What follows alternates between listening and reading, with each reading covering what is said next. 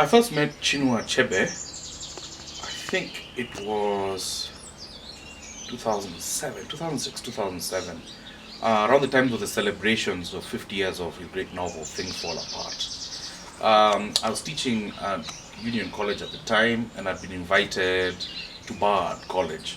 Um, and of course, I was very, very intimidated by the idea, but, and almost my whole life, Chinua Achebe was a certain kind of iconic figure.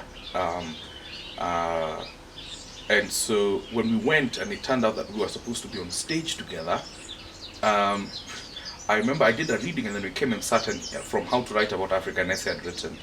And he whispered to me on the side, and he was like, "Oh, that was excellent." And that kind of broke the ice. So I can't remember who the moderator was asking these questions about Things Fall Apart. And he turned, and he had this very kind of gentle but firm way about him. And he said, "I've been talking about Things Fall Apart for 50 years. I don't have anything new to say, really. Thank you for celebrating the book, but why don't you ask this young man the question that you want to ask?" And, so it was that, let's call it a certain kind of grace. I always said, the idea, the idea of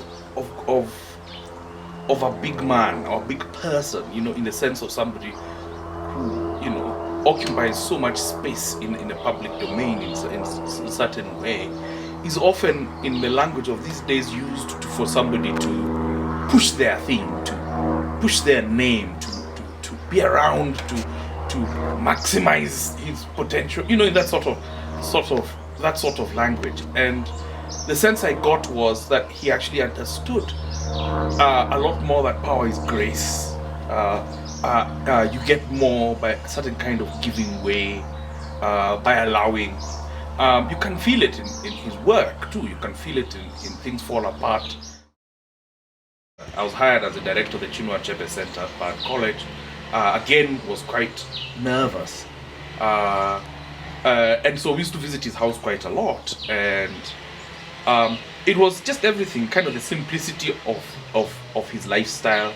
I couldn't see anywhere in his house or home any trophies or tributes to himself. This wasn't a place in which his public place in the world was displayed, right? It was a simple bungalow, a simple home, a simple family home, where you had tea and excellent conversations. There was something very powerful he was saying, an extremely strong anti-colonial position all the time, but there was always grace. There was never kind of a feeling of this sort of angry dogma,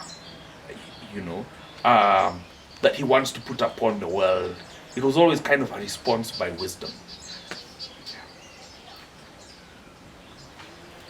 I'll miss him. I'll miss him a lot.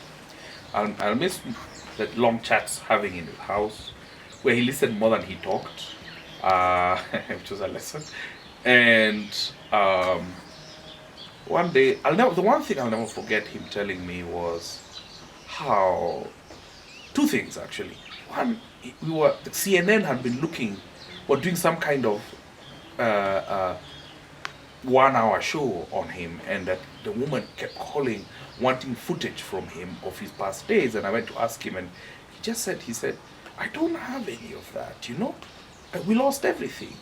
I'm not sure whether he was referring to after Biafra or when, but there's a certain kind of sadness too about him, of some betrayed dreams of a nation, being these young people who are at the forefront of making that nation, the terrible falling of that nation during the Biafra War, the different positions taken, the failure of the Nigerian state to find a certain kind of moral center.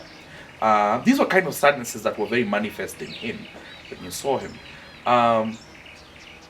And the second thing, he said, I don't know why we were just talking, he just sort of wistfully, he said, it just seems as if one day we woke up, and everybody you knew was dead or had disappeared.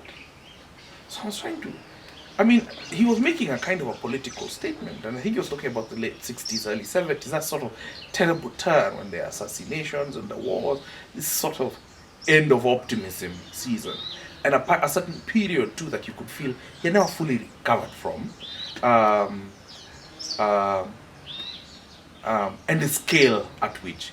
And I think at the time I'd been talking to him sort of very optimistically about the future of Africa in my usual way.